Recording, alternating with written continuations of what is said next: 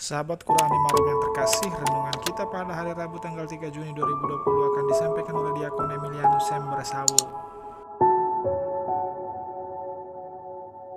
Yang terkasih, saya Diakon Emil, senang bisa berjumpa lagi dengan Anda sekalian pada hari ini 3 Juni 2020 pada peringatan wajib Santo Carolus Wanga dan kawan-kawan.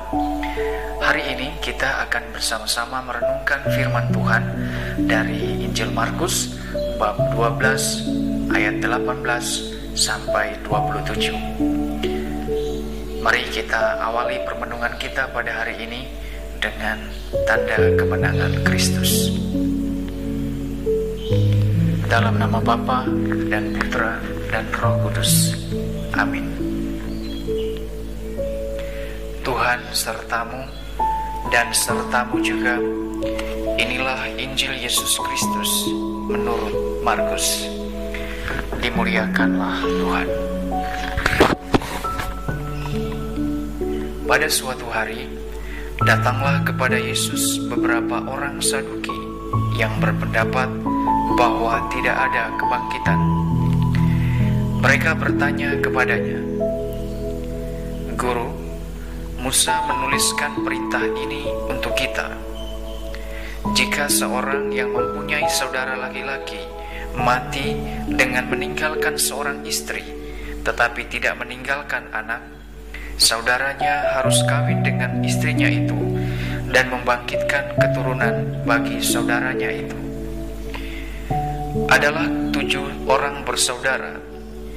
Yang pertama kawin dengan seorang perempuan dan mati dengan tidak meninggalkan keturunan. Lalu yang kedua juga mengawini dia dan mati dengan tidak meninggalkan keturunan. Demikian juga dengan yang ketiga. Dan begitulah seterusnya, ketujuhnya tidak meninggalkan keturunan. Dan akhirnya, sesudah mereka semua, perempuan itu pun mati. Pada hari kebangkitan, bila mana mereka bangkit, siapakah yang menjadi suami perempuan itu? Sebab ketujuhnya telah beristrikan dia." Jawab Yesus kepada mereka, "Kamu sesat, justru karena kamu tidak mengerti kitab suci maupun kuasa Allah. Sebab apabila orang bangkit dari antara orang mati, orang tidak kawin dan tidak dikawinkan, melainkan hidup seperti malaikat di surga. Dan juga tentang bangkitnya orang-orang mati, tidakkah kamu baca dalam kitab Musa, dalam cerita tentang semak duri, bagaimana bunyi firman Allah kepadanya, 'Akulah Allah Abraham, Allah Ishak, dan Allah Yakub.' Ia bukanlah Allah orang mati, melainkan Allah orang hidup. Kamu benar-benar sesat." Demikianlah Injil Tuhan. Terpujilah Kristus. Para saudara-saudari yang terkasih, baru saja kita mendengar kisah tentang perdebatan teologis antara Yesus dan orang-orang Saduki. Tema teologis yang diperdebatkan yaitu soal kebangkitan atau soal kehidupan setelah kematian.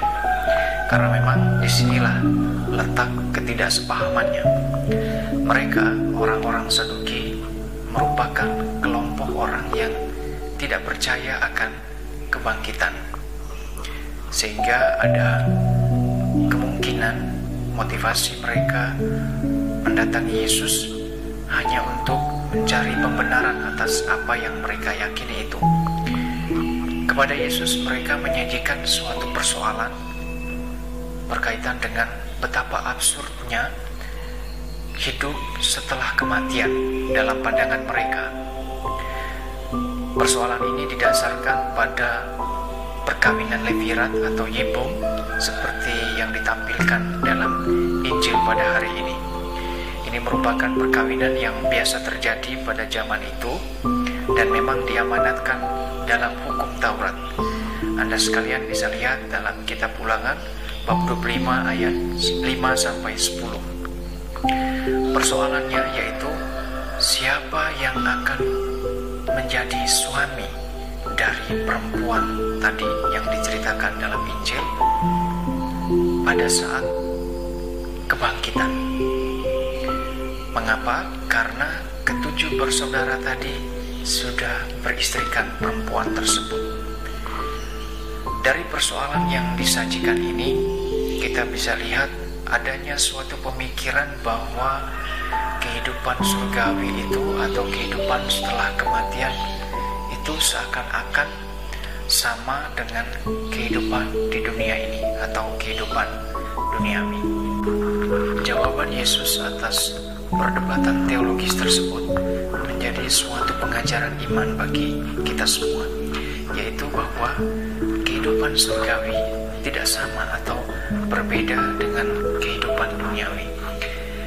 Dalam Injil, Yesus mengatakan bahwa hidup di surga itu berarti hidup seperti malaikat.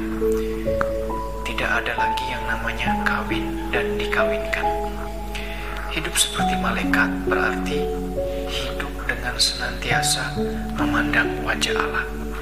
Hidup dengan senantiasa mendengarkan suara firman-Nya dan senantiasa melaksanakan apa yang difirmankannya itu. Hidup yang seperti itu menjadi impian atau harapan setiap orang yang beriman. Dan itu tidak diperoleh secara gratis. Maka dari itu, iman atau harapan kita akan kehidupan yang abadi itu harus menjiwai seluruh perjalanan hidup kita, harus menjiwai pikiran, tutur kata, tingkah laku kita dalam kehidupan sehari-hari. Karena kita perlu mempersiapkan diri untuk masuk dalam kehidupan abadi itu. Dan hidup baru itu juga perlu kita jalani atau sudah harus mulai kita jalani dalam kehidupan kita di dunia ini, yaitu dengan senantiasa mendengarkan dan melaksanakan apa yang difirmankan oleh Allah. Para saudara-saudari yang terkasih, Allah kita adalah Allah orang yang hidup, yang tentunya menghendaki kita semua untuk hidup. Dengan demikian, kehidupan yang akan datang atau kehidupan setelah kematian bukanlah kehidupan yang absurd.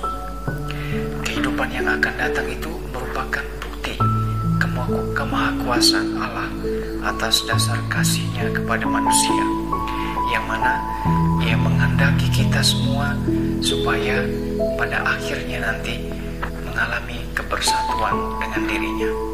Asalkan kita mau percaya dan mau melakukan apa yang dikehendaki-Nya. Tuhan memberkati Anda sekalian.